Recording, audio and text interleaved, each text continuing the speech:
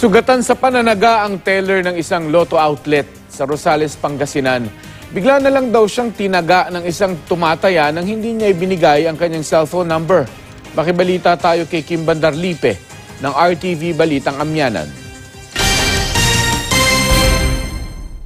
Arestado ang 32 anyos na si Steven John Oril matapos pagtatagain ng 25 anyos na Lotto outlet teller na si Mary Ann Flores. Base sa investigasyon ng pulisya, tumaya ang sospek sa Lotto outlet sa loob ng isang mall sa Rosales, Pangasinan. Pilit na kinukuha ang cellphone number ng teller. Nang hindi ibigay ng biktima ang kanyang cellphone number, naglabas ng itak ang sospek mula sa kanyang bag at pinagtataga ang biktima. Base sa official statement na ipinadala ng pamunuan ng mall sa Balitang Amyanan, batid nila ang nangyaring insidente, dinala naman daw sa ospital ang biktima. Nagsasagawa na raw ng investigasyon kung papaano nakapasok ang sospek na may dalang itak.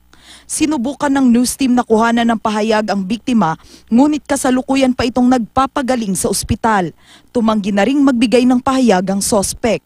Paalala ng pulisya. Maganda po yung palagi tayong handa at aware sa ating pong kapaligiran.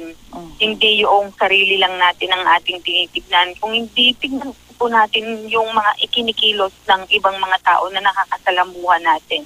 Tulad po niyan, baka meron po silang dala-dala na mga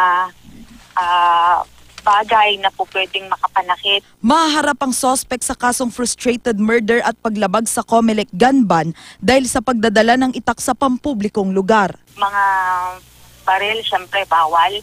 Pati na po yung mga toy guns, bawal din po dahil in-observe nga po natin yung gun ban. Kasali na din po dyan yung mga deadly weapon. Kim Bandarlipe, Nagbabalita, Pilipinas.